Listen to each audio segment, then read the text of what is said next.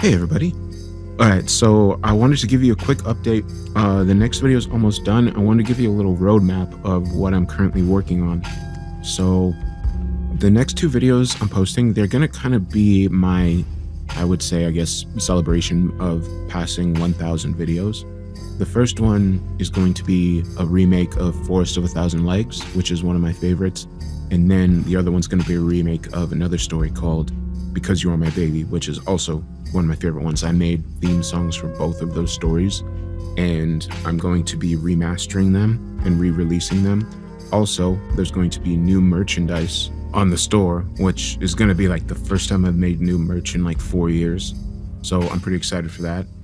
Here's some of the designs that I have. This is just for the Because You Are My Baby merch. One of them is going to be of the creature, and then the other one's just going to be a plain, like tree background because I thought it looked pretty cool. It's going to be on like sweaters and shirts and things like that. I don't have the Forest of a Thousand Legs merchandise finalized yet, but I just wanted to let you all know that that's going to be happening. So yeah, next video will probably be up within the next few days. I hope you enjoy this video, and I hope you have a great day.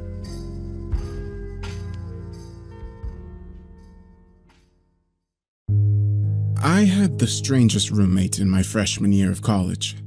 Despite being otherwise normal and even a bit shy, Eddie would, every so often, become frantically possessed by a sudden, overwhelming need to lock the door.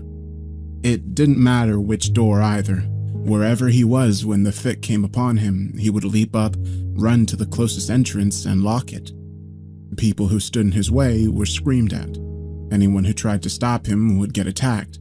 He became a ranting, sweating madman until his mysterious sense of vulnerability passed. But the moment it was gone, he would apologize profusely, sink timidly into himself, and scurry away embarrassed.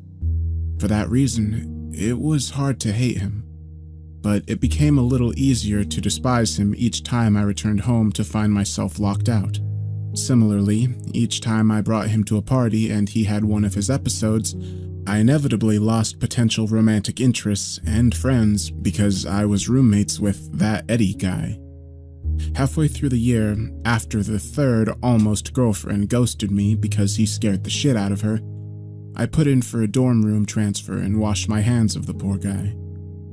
That was almost 7 years ago now, so when Eddie messaged me on social media and said he was in town and had run into some travel issues, I decided to give him another shot. I'd always felt sort of bad about how I'd treated him in the end, so I drove half an hour out to his broken down car and picked him up around 1 in the morning on a normal Wednesday night 3 weeks ago. I remember pulling up to the edge of a high cliffside road to see a skinny silhouette waving at me.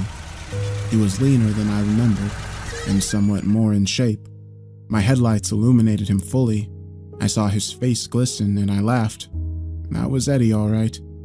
Sweat was sort of his hallmark. He hefted a duffel bag and ran up to my passenger side before fiddling with the door handle repeatedly. "Don't pull it when I'm unlocking it," I told him. He waited a tick. I pushed the button and he tried the handle at the same time. "Oops. Wait," I said again, hitting unlock as I did so. "Okay, now." He finally got the door open and clambered in with a nervous laugh. "Sorry, man." His long legs folded up a bit as he got situated, and I could see his exposed ankles. "Thanks for picking me up." I shrugged. No problem at all. "Do you know what's wrong with it?" "Yeah, the alternator's been having trouble. I think the cold weather finally did her in." "Cool." I gave a slight cough to clear my throat, and we drove in awkward silence until he brought up a joke from the past. Just like that, we slipped into that first semester 7 years before, with all its new experiences, hilarious misadventures, and surprise pressures. By the time we reached my place, I'd remembered the good things about him, and I was glad I'd decided to help him out. On the way, I pointed to the couch. "That's probably the best spot in the apartment. I'm trying to save money these days, so the place is pretty small." "Rent these days, eh?" he asked before placing his duffel bag down and sitting carefully on the couch to evaluate his softness. "This'll do fine. I can't thank you enough. I'll get out of your hair in the morning as soon as the repair shop's open." "No problem at all, Eddie. Well, actually, I go by Ed now." "Good for him. He'd definitely grown as a person from the socially fearful outcast I remembered. I grinned. "Then no problem at all, Ed." I went to bed back in my room without a single worry. It seemed like his issue had been resolved by maturity or medication, and who was I to judge someone for troubles beyond their control? That was in the past. Of course, I was completely wrong. Around 4 in the morning, I awoke to get up to get a glass of water from the kitchen. I knew my own apartment, so my footsteps were pretty much silent, but Eddie still sighed and stirred on the couch as if something was bothering him. I stood by the fridge, glass in hand, as he whimpered, struggled, and then leapt up. In a mad dash, he ran to my front door and slammed the deadbolt. He gave out a deep breath of relief and remained there with his head down while I tried to figure out the best way to let him know I was present. Well, if he was having a fit, there was no good way to do this. "Ed?" He seized up mightily, gasped in as much air as his lungs could hold, and then slowly turned around. His face was obscured in dimness, since the only light came from the various red or green pinpoints on the television and microwave, but I could tell he was sweating profusely. After a long moment, he managed to breathe again. Finally, he said, "Oh, hey, I didn't see you there." "Yeah." I put my glass down on the counter. "You alright, dude?" He meant his laugh to sound nonchalant, but it just came out nervous and high-strung. "It's the same old, same old. You know how it is." I went around the counter and approached him. He moved back a few steps, and I touched the door. "This is a safe neighborhood. There's nothing to worry about." He nodded awkwardly. Unsure I believed his calmness, I moved my hand to the deadbolt. I wanted to make sure he wasn't going to get weird while I was asleep if I went back to bed. He made a sudden, half-halted leap toward me, hand out. "Don't!"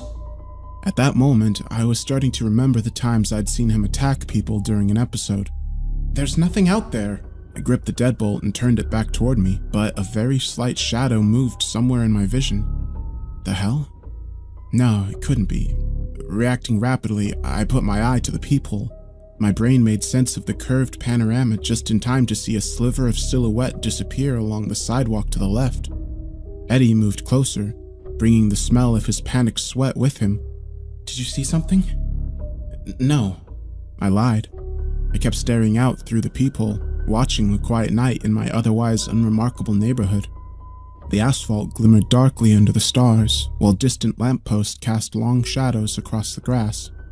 "Remind me again, what suddenly makes you want to lock the door?" Now that I wasn't actively trying to unlock it, he seemed slightly less manic. "I never told you because I thought you were starting to hate me, but when I was 8 years old, I had a sudden feeling that I should lock the door. I didn't, and..." He shivered. "Some men broke in a moment later and robbed us."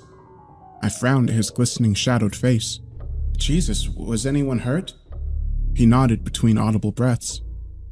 My mom, Another 3 breaths passed in the otherwise silent darkness. "She didn't make it." "Damn." I didn't know what else to say. Just, damn, no wonder. No wonder? Before I could elaborate, the sound of something skittering outside reached us. He turned and listened in one rapid motion like a startled animal, and I had to admit I was none too calm either. Still, I couldn't risk amping up his anxiety. I did want to sleep again at some point. He whispered, "Where was that?" It sounded like it came from the back. I whispered too. "I'm sure it's nothing. Let's go." I led the way and crept through my apartment. He made sure to mimic my steps, but he was still louder than me, and I nearly winced at every creak. By the time we entered my bedroom and reached a rear window, my nerves were raw. The window was fitted with stops that prevented it from opening all the way. I usually left it open for the breeze, even in the winter. We sat in total darkness in front of that thin rectangle of cool air, looking and listening. Have you ever actually listened to the sound of the city at night? What I'd gotten used to as silence was actually anything but. Soft wind stirred a rustling in the nearby trees. A train blew a horn in the unknown distance. A dog barked twice, and briefly an ambulance siren trekked across the horizon. Under it all, a constant low haunting wail emanated from across the world from the nearby highway. I'd always hated that sound whenever I'd accidentally become aware of it because I thought it sounded like 1,000 ghosts screaming from very far away. But I wasn't about to tell Eddie that. It was about that time that my gaze landed upon something among the trees.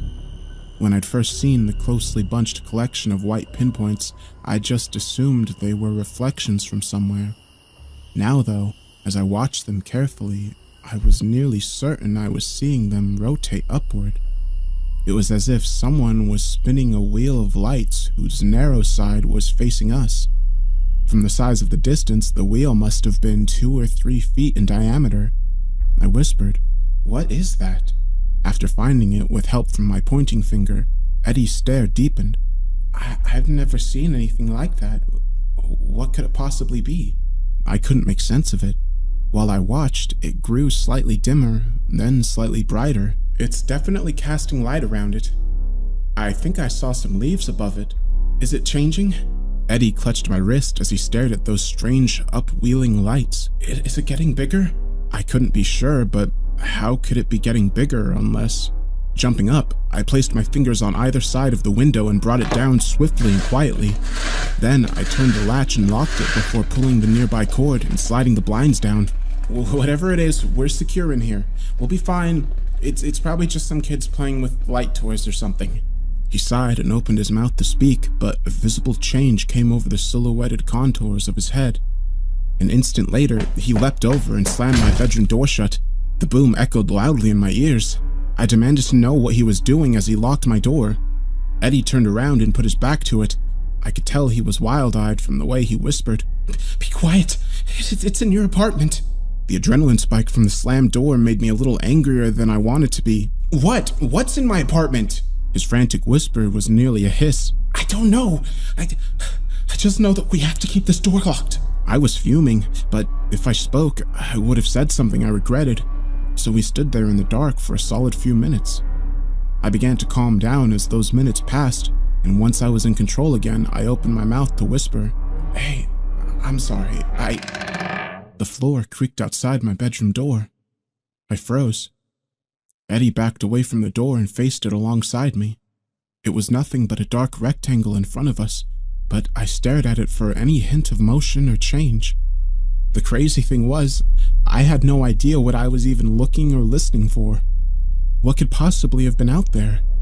Not only had we left the front door locked, there had been no sound of entry, forced or otherwise. If there was something or someone out there, how had they gotten in? Dim light began to move across the walls of my room. I waited for the sound of a passing car, but none came. As we watched the door, bright light began to roll upwards around us, again as if someone was spinning some sort of lit wheel. It didn't take long for us to realize that whatever we'd seen in the distance outside was growing closer to the window. Beyond the blinds, something was coming nearer, but neither of us dared look away from my bedroom door for even an instant. Then I saw it. Between moving lines of shadow and light, I could have sworn my door handle had changed angles. I backed away. A look at the blinds showed definite lights spinning closer, as if they were right outside the window and about to come up against it. Grabbing Eddie by the shoulder, I pulled him with me into the tiny one-person bathroom. He closed and locked the door the instant we were inside. My heart was hammering in my chest to the point of actual pain. Grunting my whisper, I asked, "What the hell is happening?" He shook his head. I have no idea." "Are you sure?" I asked him, squeezing his wrists. "This all started with that robbery and attack on your mom, right?" "No," he whispered back. My bathroom door was flush to the outside carpet, but hints of rotating light began to appear beneath, as if that insane, impossible wheel had somehow entered the room without opening or breaking the window. None of this made sense. "It has to be you somehow." "No, it has to be!" I shook him violently. "Is your fear making it real? Is something after you? You don't understand," he whimpered. "I didn't finish the story. It didn't start with that incident. I'd been getting the urge to lock the doors for years before that. The first time I didn't, that's when they came." I couldn't understand exactly what he meant. "The robbers?" He shook his head. "God, They weren't robbers, were they? He shook his head again. My voice dropped to a razor hiss. What's out there, Eddie? All he could say was, they want in. Something about the way he said it finally made me understand. It's not about the bathroom door, is it? I looked out through it, thinking of my bedroom door and my apartment door beyond that. It's not about the literal entrance to the room you're in. The rotating light below began intensifying as whatever was out there approached our hiding spot. His panicked grip on my hands told me I was right. Then why do you lock real doors, Eddie? I shook him until he looked at me despite his fear. Is it a metaphor? Does it make you feel better? Does it close them off somehow? Why isn't it working this time? He began to cry, sending mixed drops of tears and sweat onto my forearms. I couldn't take it anymore. I'm tired of the constant struggle. The high cliffside curb where I'd picked him up flashed through my mind, clear as crystal, and the fear that had been building since the moment I saw him suddenly left me. He'd gone to that cliff for a reason, and he'd probably had second thoughts as he stood there alone in the dark. Completely calm, I asked him, Your car didn't break down, did it? He shook his head. You messaged everyone, didn't you? He nodded, and I was the only one that responded. He rocked back and forth in front of me. I just couldn't take it anymore. They want in. They're always out there. They want in. I lock them out, but they never stop. I'm tired of being terrified every minute of every day. Air began moving under the door as the light reached peak intensity outside. Whatever it was almost upon us. There's nowhere to go, Eddie. Let's open the door. Maybe you're constantly terrified because they want you that way. Let's face them. Let's be unafraid. It might just work. He didn't respond, but I dragged him to his feet. I had never wanted to do anything less in my entire life, but there was nowhere else to go. With a firm grip on his wrist, I reached forward with my free hand, unlocked the door, and flung it open. I don't care if you believe me. That's not the point, but I'll tell you what I saw. The lights were eyes. They were bright enough to obscure the grotesque moving body beneath.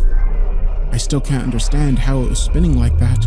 Snake-like curves connected things in shadow. Every blazing pinpoint swung up, flashed us with images of hatred and fear and paranoia, and then continued past, moving on too fast to process. That was the thing. The images were lies. My girlfriend was cheating on me. My teachers at school had thought of me as a failure. My boss hated me and only put up with me because he hadn't found a replacement yet. But each individual lie raced past too quickly to pick apart and resist. I knew they weren't true, but they just kept coming. At the heart of this creature, I sensed hunger for fear. I kicked a wide, grasping mouth away and jerked Eddie out with me, getting a few feet past whatever the hell that thing was. It turned toward us as I flung the bedroom door open. I'd been right about the door handle turning. That much I knew in that instant. The madly spinning shadows and light failed to illuminate the beast that lay beyond the door. Immediately, I knew the thing behind us was just a servant of this, because it was so much worse. The only thing I truly registered was a melted face. Its misshapen gaze seized the beating heart muscles in my chest and filled me with absolute terror, as if it had the power to reach inside me and dredge out all the blackness and animal fear in the corners of my human soul. I knew these things didn't want into my apartment or bedroom. It wasn't so simple as that. They wanted into our world, and Eddie was some sort of conduit for that nightmarish goal. He always has been.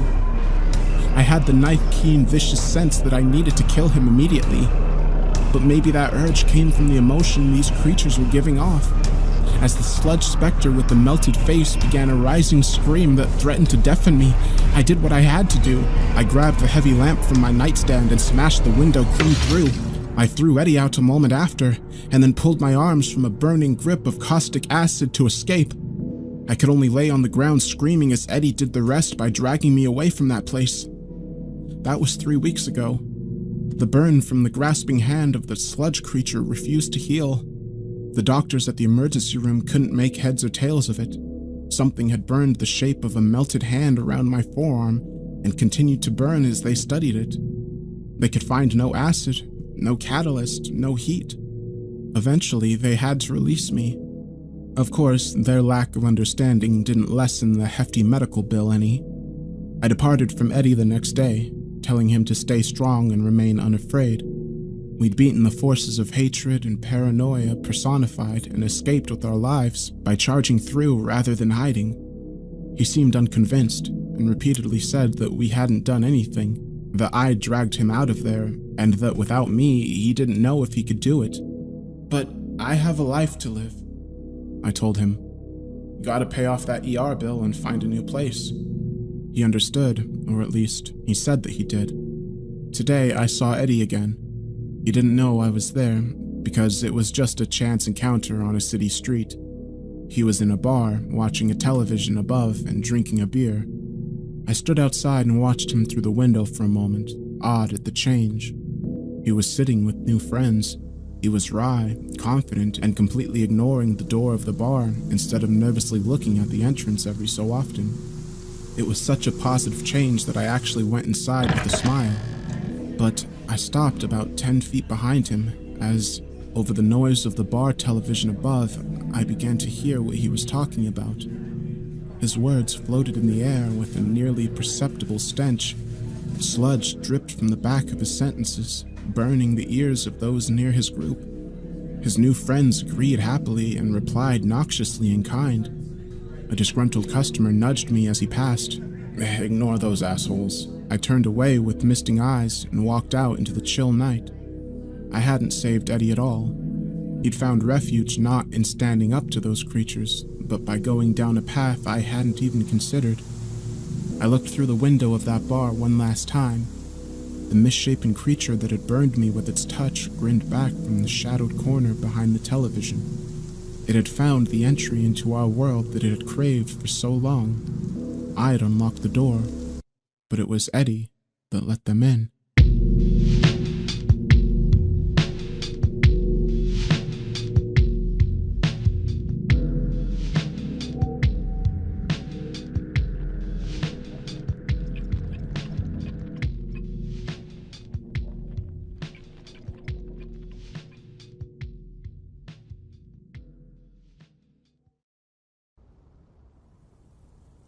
Most of us feel quite safe when the weather turns bad. We have houses, castles of steel, plaster, and wood. We have television and the internet, systems to warn us about anything actually dangerous. Modern life serves every need.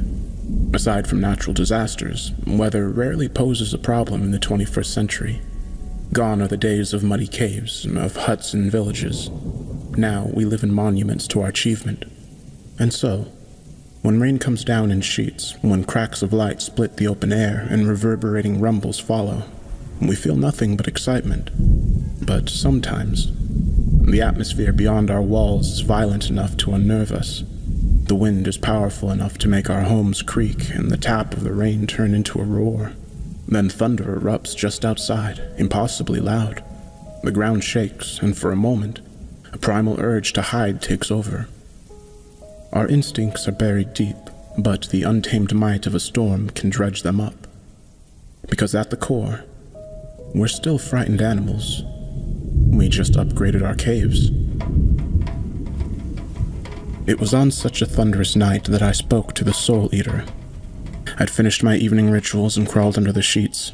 The noise of the rain comforted me at first, a soothing static lull. But when the storm intensified, my breath grew shallow with anxiety. I've never bothered with psychiatric help, so I don't know what diagnosis they'd give my brain, but whatever plagues me, it's twisted my thoughts since childhood. I thought about my mind a lot that night, laying in my bed as the window flashed with lightning. Why am I the way I am? What does it mean to be me? Is it even worth it to be me? These questions swirled in my head as the storm raged outside. I found no answers. The interesting thing was that most people would actually want to be me, or at least to live my lifestyle. I'd found success in writing thriller novels, and my possessions were impressive. My home was grand and stately, situated in a woodland corner of a nice neighborhood. Yet it was empty. Nobody shared my home with me. I was also empty myself. I had nobody with which to share my true self.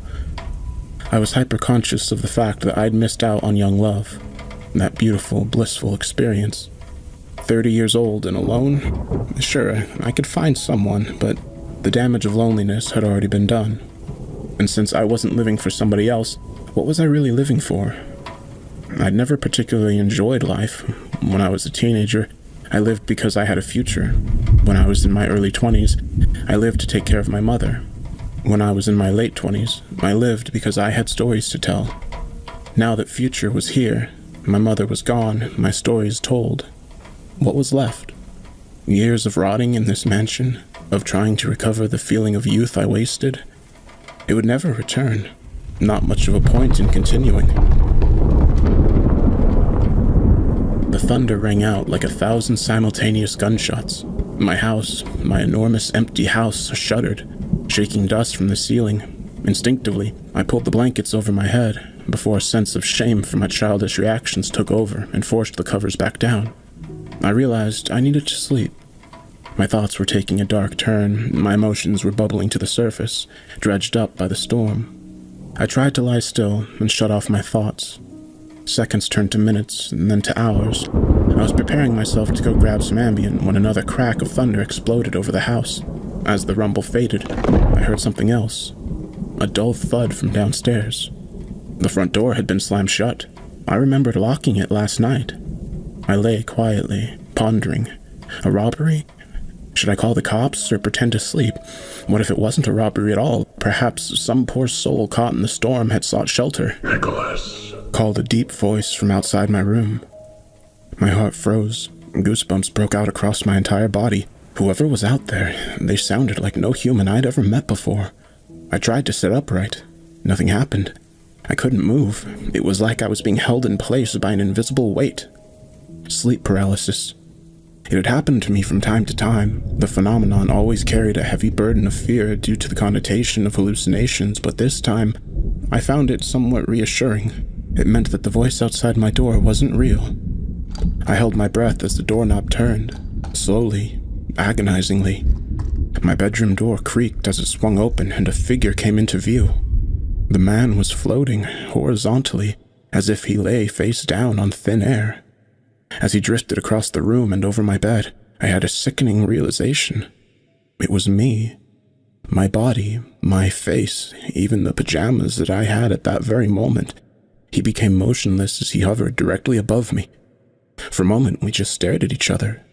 Then his thin mouth moved, and the voice that emerged was so alien that I couldn't imagine it syncing with a person's lips, much less my own. hello, Nicholas. Deep, knowing, mournful, as if the ocean could speak, and above that, a barely perceptible static buzz in the words. I only stared. Come on now, be polite, Chided the ghost. I found I could speak. You're not real, I told him. At this, my face, suspended just a few feet above me, only smiled. I was thinking we could have a conversation. The hallucination's voice boomed around the room, echoing from more distant corners of the house. About what? I asked him. I tried to move my arms and legs, but they refused to respond. It would be a long night. Life, death, you. I answered with a stare, at which the facsimile of me broke into an even larger grin. Let's start with a question. Why are you still alive? Of course he knew my thoughts. This was, after all, my dream. Still, a weird feeling crept through my paralyzed body when he mentioned the exact same question I'd just asked myself. Because my life has value, I answered. Hardly a satisfactory answer, Nicholas. Why does your life have value? The ghost said in that unearthly voice. I hesitated for a few moments. There are good things in my life. I eat well, I relax, I want for nothing. Good. The floating version of me chuckled. Eating well is good? Relaxing is good? What about the bad, Nicholas? It doesn't matter how satisfied your material urges are if your soul is diseased. I didn't answer. The fear that had dissipated minutes ago returned at the words. This didn't feel like a normal dream. Ponder this. How does the good in your life compare to the bad? The negatives are overwhelming. You have more regret than pride. You have more anger than joy. You have more aches and pains than comfortable moments. And your loneliness outweighs your love with the gravity of a world. Shut up, I told the thing and shut my eyes. Again, I tried to move, and again, my body failed me. No. The word resounded, sonorous and static, from inches above my face. I opened my eyes and found that the ghost had moved much closer. The smile had left his face. Every moment is a battle between joy and pain, and which one wins the majority of the time. There's no formula I can contrive to prove this to you, but you know the truth, deep within you. You see, Nicholas, here's the truly sad aspect of all of this. You live a better life than the vast majority of all humans that have ever lived, and you're still unhappy. What does that tell you about life? Life is suffering, I conceded. It was a mantra some of my characters liked to repeat. He smiled again, suspended over me, and floated upwards a few inches. I hated my own face at that moment, a taunting and smug grin. So, why live? His question came out as a whisper that held more menace than any of the previous booming statements. I stared up at the being. Faith, I answered after a minute. His laugh was loud and rolling like a series of crashing waves. Faith, he repeated. Faith in what? Life is made of uncertainty. What if there's someone up there? Someone up there? You pitiful thing. You know there's nobody, nothing, and if, by some great accident, there was a being that created you, would you not curse it for your flaws? For the suffering inherent in what you are? A God which created you would be nothing short of evil. I can't explain it. I don't have to. That's what faith is, a passion for something greater than yourself. But as I said the words, I knew I didn't believe them. I'd never been religious. Liar, taunted the ghost, as he pointed an arm down at me. And even if you weren't attempting to deceive yourself, think of the very notion of a grand scheme of things. Some kind of cosmic plan. Is it truly a comforting idea that you are merely a cog in the machine created by an incomprehensible force? A cold feeling spread through me at that, but I forced myself to ignore it. I kept forgetting it was still a dream, only a manifestation of my subconscious. I couldn't let it disturb me, but there was something about the way the ghost moved and spoke that just wasn't right.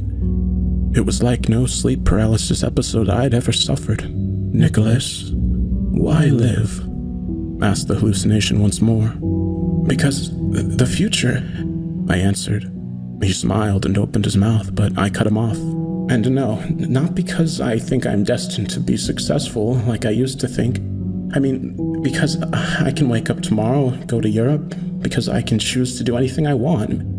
Maybe I'm unhappy, maybe there's really nothing divine out there, but I have the freedom to choose my life.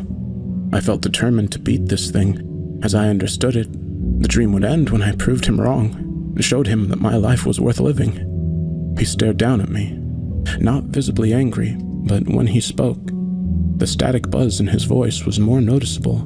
Wrong. For the first time, I noticed his eyes. They were not exactly like mine. Some kind of yellow tint pervaded them. Wrong, he said again. You aren't free, you worm. You are a puppet, a biological object used to perpetuate your species. You say you can go to Europe tomorrow, but you won't. You only do what your urges tell you. You are the sum total of the forces that evolution built inside of you. That raised even more defiance in me. You know what? That doesn't even matter. I feel free, and so I am. Fundamentally, there's no difference in my reality either way. But Nicholas, even if you feel free, is that not a negative experience? Is there not horror in being forced into this world without meaning? A wanderer condemned to seek something he can never find.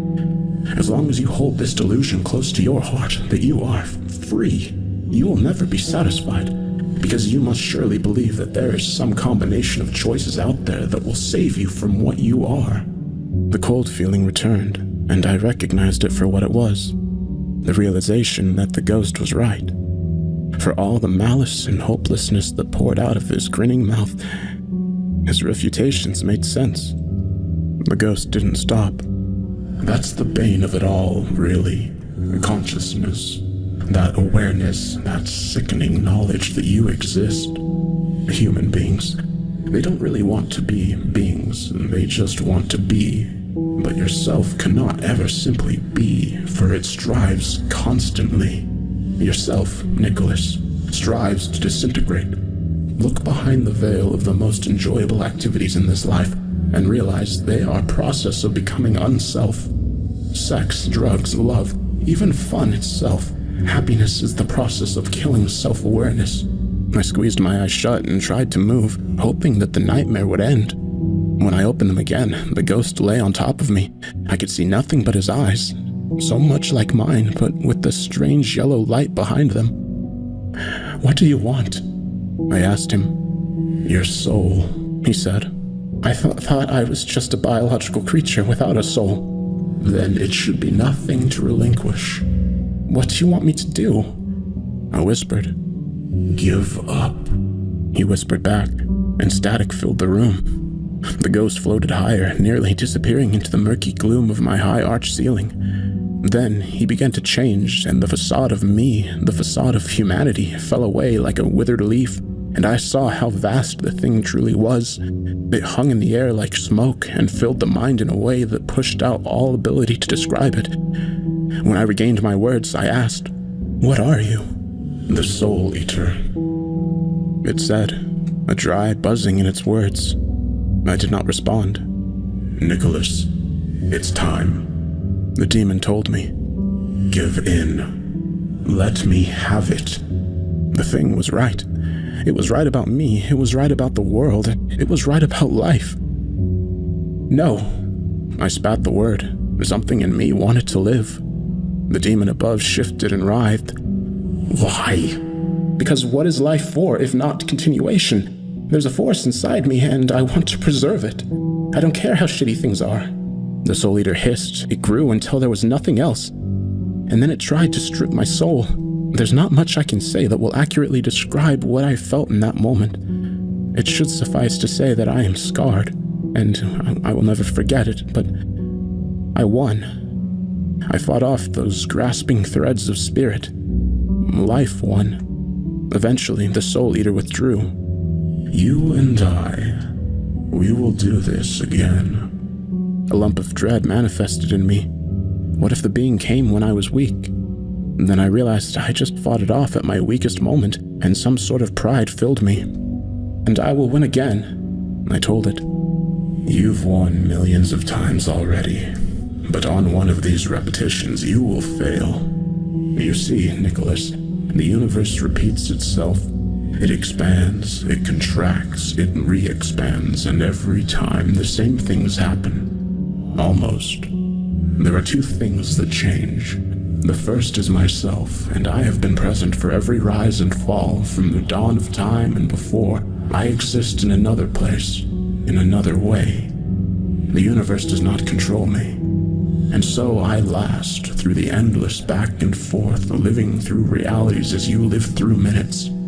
The second, Nicholas, is that the universe is dying. Every expansion, every contraction, it grows weaker, fainter, and you, right now, are an uncountable number of expansions from the beginning. One of these days you will have faded enough to give in. There is a secret only I know, Nicholas. What? I asked, terrified to hear the answer. Everything already ended. The thing hissed in a hoarse whisper. It's over. The universe once existed in glory, but it's dead now. You're just the fading ripples, a pale echo of what once was. And with that, the Soul Eater moved back through my door, out of my house and into the night. And as soon as it left, I found I could move again. I held my hands to my face and cried, just sobbed for the longest time. It had to have been the most traumatic dream of my life. But of course, it was just that, a dream. Sleep paralysis, a common psychological phenomenon, but that didn't explain why my door was open. It's been 10 years since my conversation with the Soul Eater. My life is different now. I found a wife that I love. I had kids. Little bundles of happiness and energy that exhaust and delight me. Gone are the days of lying alone in my bed, staring up at the ceiling, wondering what I was missing. And so, when I have negative thoughts, when I begin to wonder if this world is worth living in, the answer is lying right next to me, and in the rooms across the hall. But sometimes, I see a familiar figure in the distance outside my house, or when I'm driving the kids to school. I spot a glimpse of my doppelganger on the side of the road, floating just a few inches off the ground and grinning. And for a moment, I remember everything. I feel everything that I felt that night. I realize I've buried the truth with a textbook lifestyle designed to be fulfilling. Because at the core, I'm still a lonely animal, fending off the truth of an uncaring world. I just upgraded my defenses.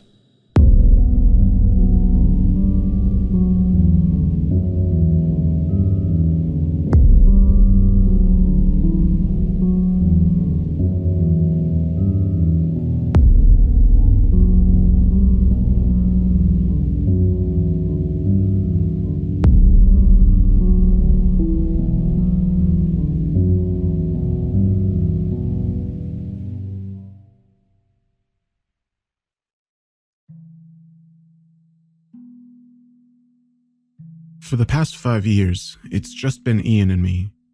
My wife's pregnancy with him wasn't easy. There were a number of scares and close calls due to health issues that she had experienced all her life. Every doctor she had ever been to had told her that she would never be able to get pregnant in the first place. She put on a brave face and joked that she would get an entire litter of puppies instead. But when she was thinking about it and didn't know I was watching, her real feelings were etched all over her face. She loved kids, and the thought of not being able to have one herself was heartbreaking for her.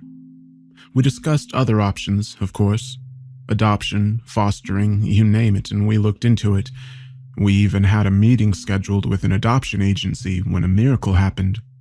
That miracle was Ian. Against all the odds, Ellen became pregnant. Her doctors were at a complete loss. It should have been impossible, but suddenly there we were, talking about converting our second bedroom into a nursery and planning out how to shuffle around our work schedules to make sure that one of us was always home with the baby. The complications began about 4 months into the pregnancy.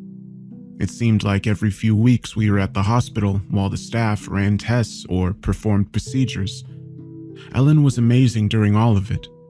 I was acting like a complete lunatic, worried out of my mind about every little thing, but she would just lay there in the uncomfortable hospital bed, stroking her increasingly large belly and smiling to herself. She would tell me that she just knew that everything would work out in the end, and that all of the issues were just bumps in the road. She went into labor early, just a few days after the 31-week mark. She waddled into the kitchen and told me in a very calm and very matter-of-fact tone that the baby was coming.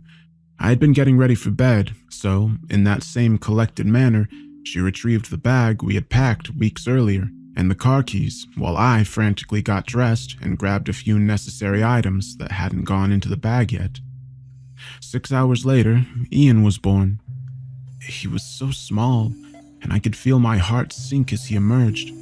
The doctor immediately took him over to a radiant warmer table where he and a nurse began working with him. A second nurse kept me from getting too close to ensure that I didn't get in the way. The activity suddenly stopped, and the most wonderful sound filled the room. Our son started to cry. The doctor informed me that due to Ian's size, he would need to spend a couple of weeks in the newborn intensive care unit, but that from what he could see, the child would be fine. I remember feeling so relieved that I had to put a hand on the bed's footboard to steady myself.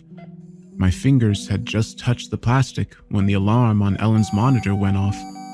Ian and I lost her in less than an hour. It wasn't anything that the hospital staff did wrong, and it wasn't anything that could have been prevented. The stress of the labor and birth had been too much for her, and she suffered massive hemorrhaging. The staff did their absolute best to save her. It just wasn't possible. She never even got to hold Ian before she was gone. I never got a chance to mourn her. I was now a single parent, and all that mattered was that tiny little baby in the NICU. The next few weeks were spent going to work, getting through my shift, and immediately returning to the hospital to sit with Ian all night before doing it all over again. Shortly before he was released, I secured a position with a new company. It paid less, but it allowed me to work from home. Without much of a family support system, I needed to be there for him at all times. After all, it was just me and him now. I wish so much that Ellen could see this incredible child that we made together. He's loving, energetic, frustrating, confounding, and so much more. He's everything that we could have hoped for. He also has a very vivid imagination for his age, which is partly why I didn't believe him when he first told me that he was being visited by something during the night. It took a while to get to this point, but we've settled into a routine each evening.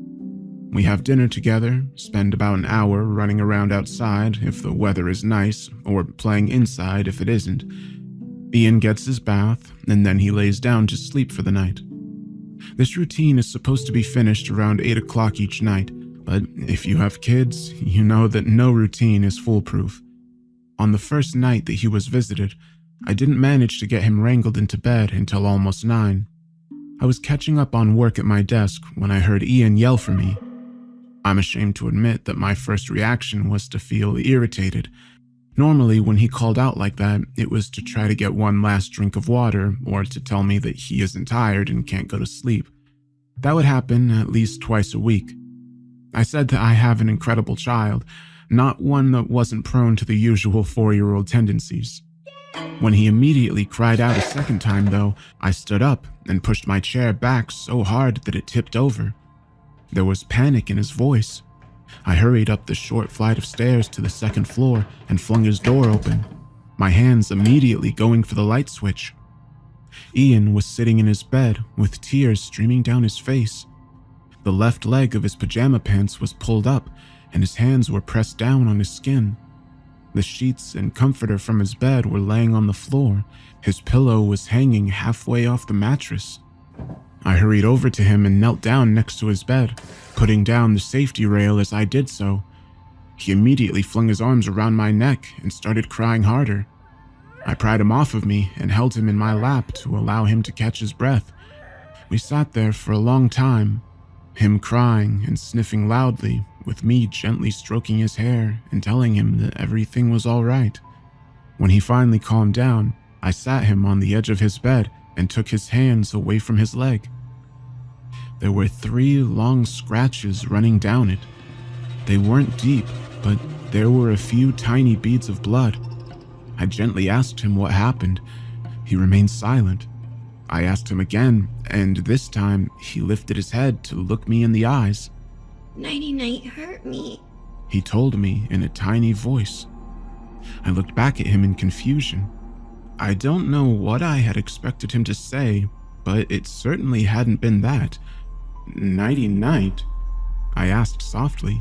Like what I tell you at night before you go to sleep? Nighty-night. Ian repeated, more forcefully this time. He scratched me like the bad cat did. Just after his 3rd birthday, he had been scratched by a neighbor's kitten while trying to play with it. The claws had even punctured the skin, but the incident had stuck with him. I'm sorry, big guy, I don't understand. Are you saying that Nighty-Night is a cat? No cat. Nighty-Night is a monster, Daddy. He hurt me. I looked back down at the scratches. They were obviously real, but just as obviously, they hadn't been caused by any monster. Something else had happened. I want to make it clear that I never thought for a second that Ian was lying to me. Sure, he was prone to the occasional fib, just like any young child was, but he never lied to me about important things.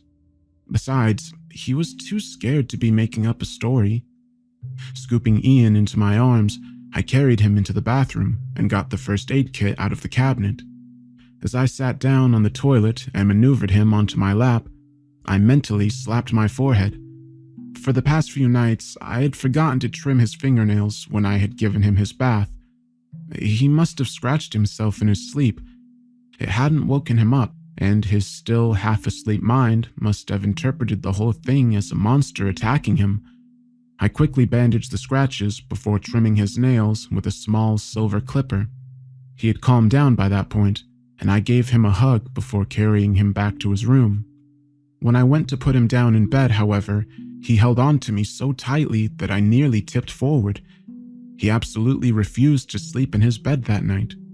We ended up falling asleep together on the couch downstairs, and by the time the sun was up, he was back to his usual self. The events of the previous night seemed to be forgotten.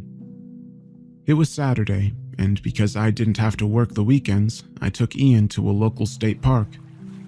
We spent the entire day playing on the playground and splashing around in the lake. By the time we left the park and headed home, we were both exhausted. He fell asleep in the car seat just a few minutes away from the house. I carried him inside and up to his bed. He remained passed out through the entire process. I planned to let him sleep for an hour or so. He still needed to eat dinner, and I knew that if he napped for too long, it would be almost impossible to get him down that night. I kicked off my shoes and flopped down in a chair to enjoy the momentary silence. That silence didn't last long. It was shattered by Ian screaming. It wasn't a yelp or crying out like he had been the previous night. It was a full scream, one filled with pain and terror. I yelled his name as I leapt up the stairs and burst into his room. Ian was seated on the floor, his thumb in his mouth and his eyes watery. He was rocking back and forth slowly. He looked up at me with a blank expression, as if he knew that I was there, but my presence didn't mean anything to him. I picked him up, and as I did so, I felt something warm and wet on my hand. I pulled away from his back and saw that there was blood on my fingers. Just as I had the night before, I carried him into the bathroom and turned on the light. I immediately saw his back reflecting off the mirror over the sink, and I felt like ice was pouring into my veins. Pieces of his shirt were torn away, and the shreds that remained were red with blood. I sat Ian on the counter and lifted the shirt up over his head. He was unresponsive during the entire process, and the part of me that was still thinking clearly wondered if he was in shock. On his back were 3 cuts, each of them spaced roughly the same distance as the scratches on his leg. These were much deeper than those, though, and they were bleeding freely. I bandaged them as fast as I could before taking him downstairs and back out to the car. The cuts were too much for my basic first aid skills. He needed a doctor. The drive to the hospital was torture. I padded his car seat as much as I could with a blanket to try to take pressure off his back, but he started screaming in pain before we got very far. Knowing full well that this was illegal, I pulled over, unstrapped him, and sat him down in the passenger seat with him sitting sideways before getting back in and continuing to drive. Maybe that was the wrong call. I honestly don't know. All that I know is that I couldn't stand for him to be in agony like that. The nurse behind the emergency room desk immediately waved us through the door when she saw Ian's back through the window. She ran off to get a doctor, while I carefully sat him down on a nearby gurney.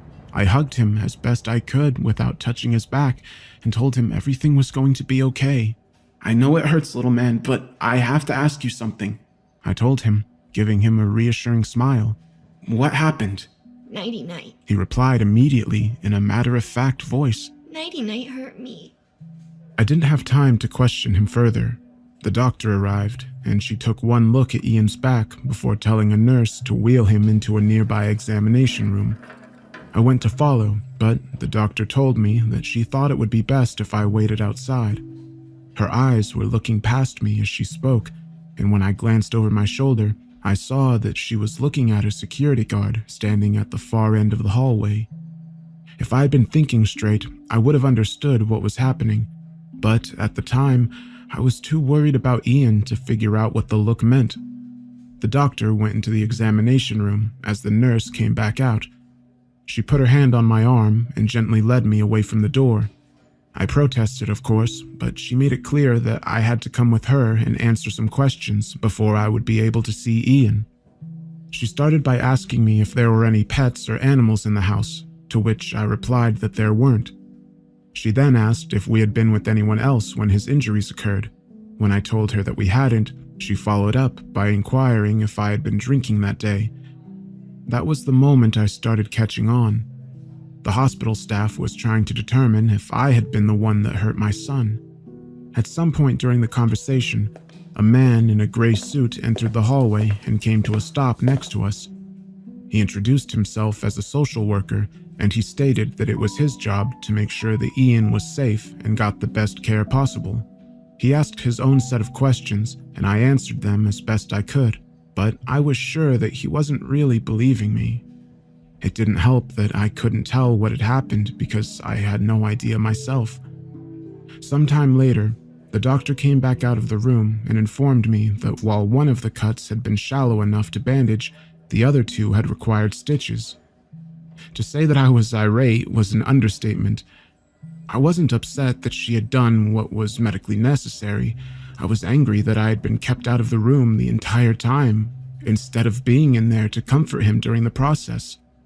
She stood there calmly as I yelled, and once I had said my piece and was winding down, she told me that she was recommending that Ian stay at the hospital overnight for observation. After taking a deep breath, I asked as calmly as I could if I would be able to stay with him. She didn't answer, but the social worker did. He told me, in a clearly practiced tone, that due to the nature of the injuries, he was going to take Ian into his custody for the night while he worked to determine the nature of the injuries. His tone might have been pleasant and measured, but the implication behind his words was very clear. "You think that I hurt Ian?" I said, fighting back a second wave of anger. "I would never hurt my son. If you think for a second that I'm gonna let you, that's enough." The social worker snapped, cutting me off. "You need to stop right there. I haven't made a determination one way or another if I think you did this. I will say that I've met a lot of abusive fathers in my time, and you don't strike me as one of them. I have policies and protocols that I have to follow, though. What's best for everyone involved is if you go home for the night, get some sleep, and let me do my job so that we can get this put behind us." He had me caught off guard. I stared at him for a long moment before nodding once. Anything I did other than what he told me to would only jeopardize my situation, and even though the thought of being apart from Ian for a night made me sick, the thought of him being taken away permanently was much worse. I nodded again, and he patted me on the arm. He told me to come back in the morning and to ask for him at the desk before turning to go into the examination room. As the door opened, I clearly heard Ian call out for me. I left the hospital feeling as if my entire world was burning before my eyes.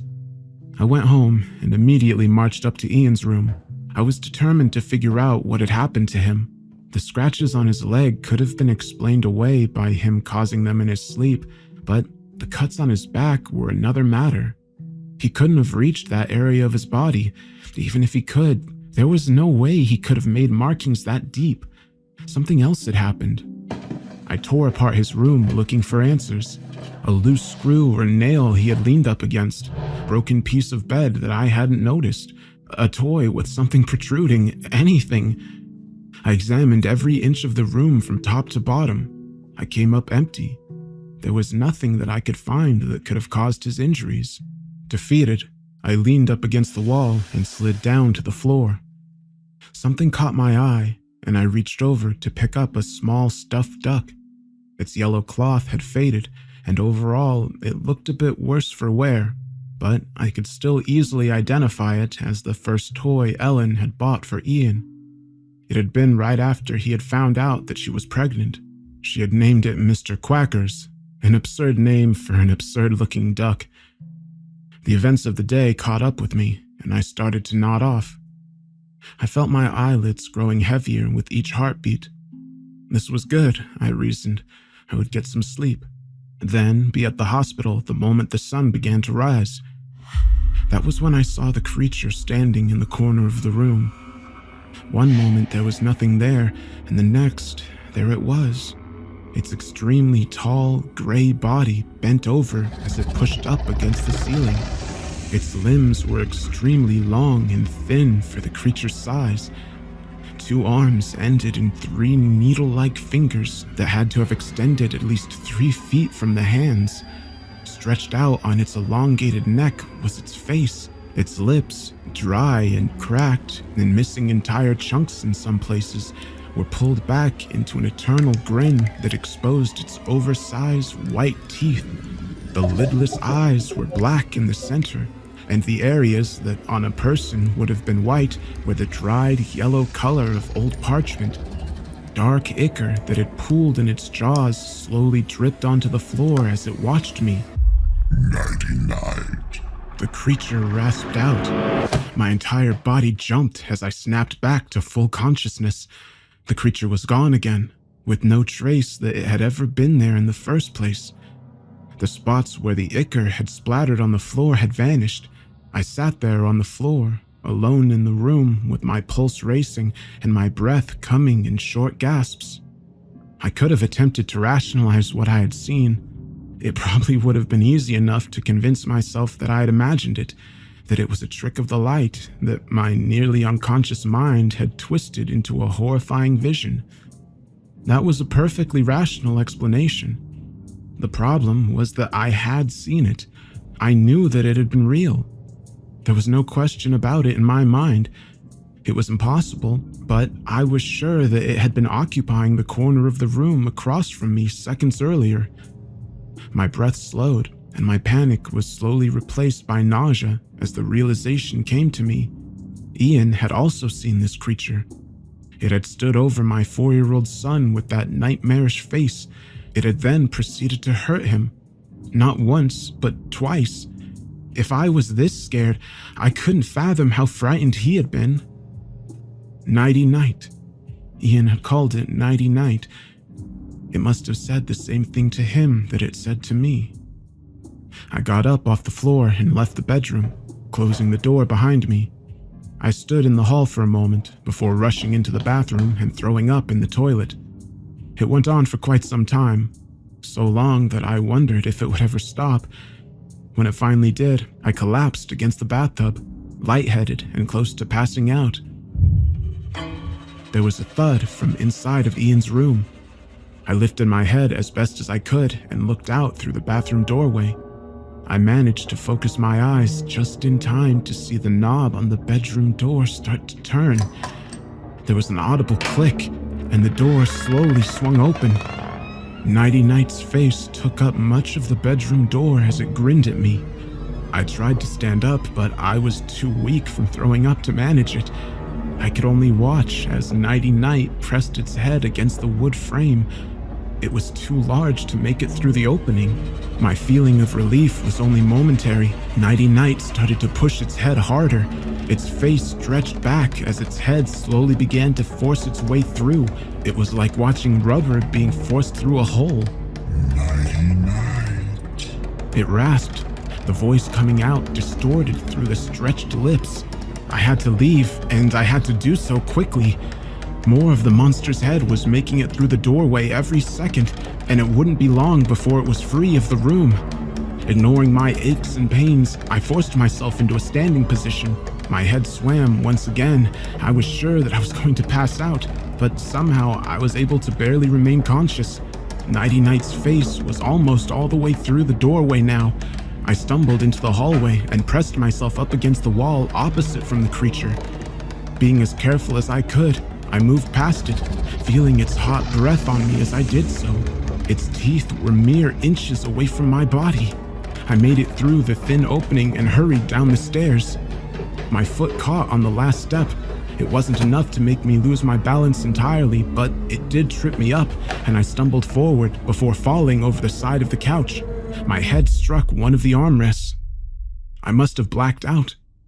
I don't remember doing so, but the next thing I knew, I was being awoken by the sound of knocking. I sat up on the couch and immediately regretted doing so, as the worst headache I'd ever had greeted me. The knocking continued. It took a few seconds to figure out that someone was banging on the front door. I stood up and took 2 steps towards the door before I remembered what had happened. I looked up the stairs, expecting to see Nighty Night squeezing its way down the hallway towards me, but the creature was gone.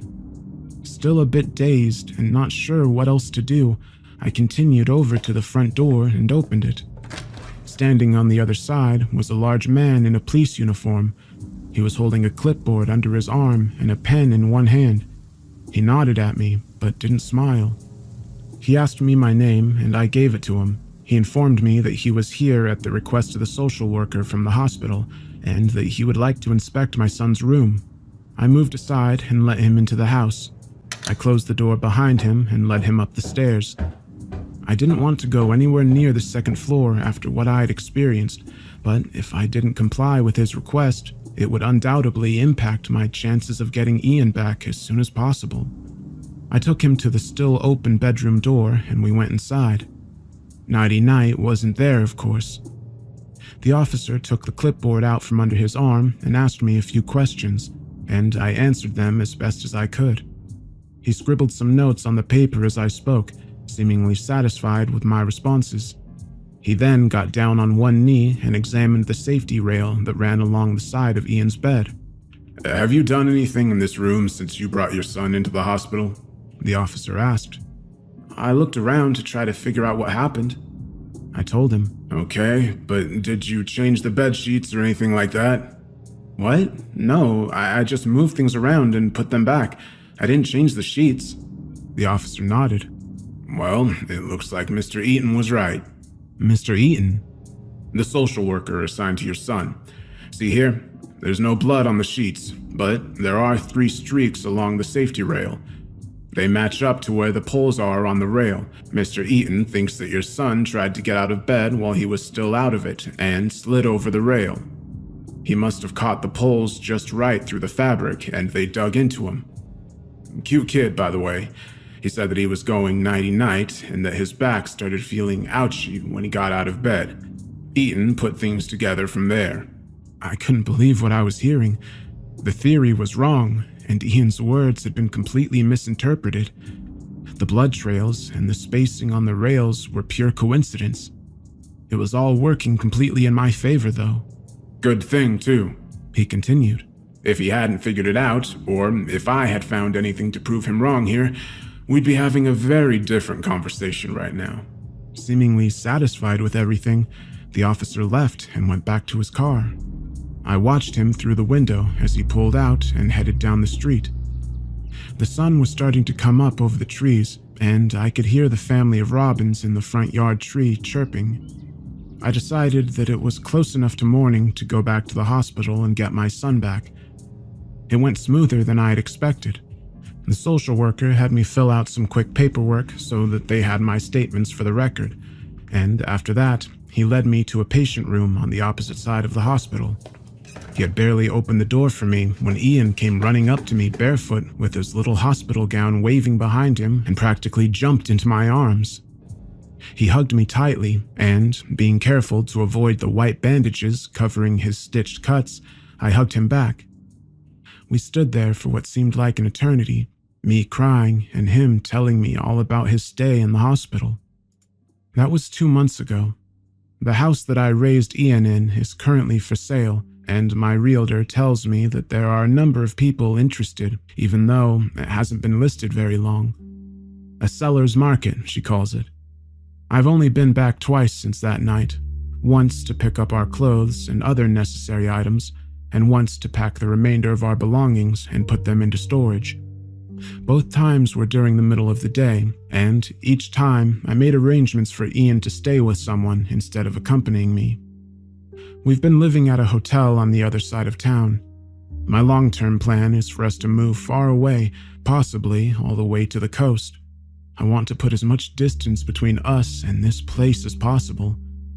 Last week, I read a newspaper article in the local paper about an officer that killed his wife. According to the report, he had said that he had just started to doze off one night when a giant monster appeared in his room.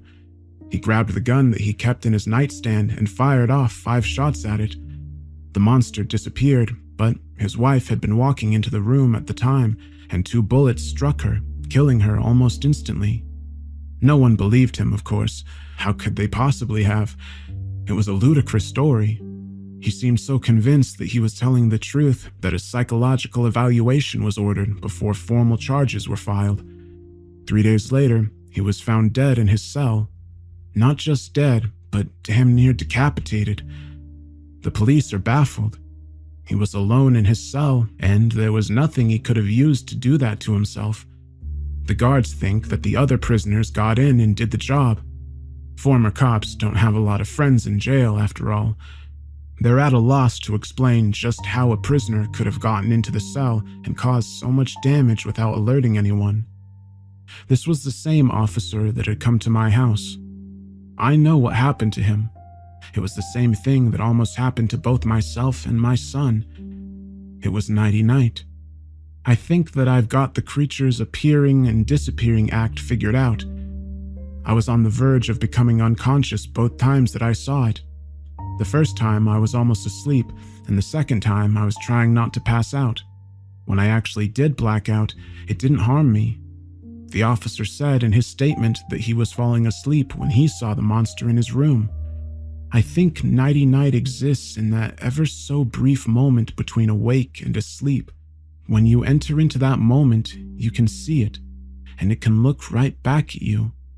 Or maybe I'm wrong and it's always there, watching and waiting until it can come for you in that short time where your world and its are connected. I don't know. I don't have all the answers. I doubt that I ever will. Knowing exactly what Ian had gone through might provide more insight, but it doesn't matter. I refuse to ask him about it. He's sleeping through the night now that his wounds have mostly healed, and I'm not going to dredge up bad memories that could only hurt him. He deserves to be safe and protected from things, both natural and unnatural. He's been through enough already. I'm afraid that he is going to be through more before this is all over. Last night, I watched him sleeping on the bed in our hotel room. I started to drift off in the uncomfortable chair in the corner of the room. I was just about to when I heard something through the glass window to my right. It was faint, as if coming from quite a distance away, but I recognized it immediately. The raspy voice called out in the darkness. Nighty-night. I jerked awake and immediately stood up to start packing our things, being careful not to wake up Ian as I did so. He needed his rest. We were going to be on the road for a long, long time.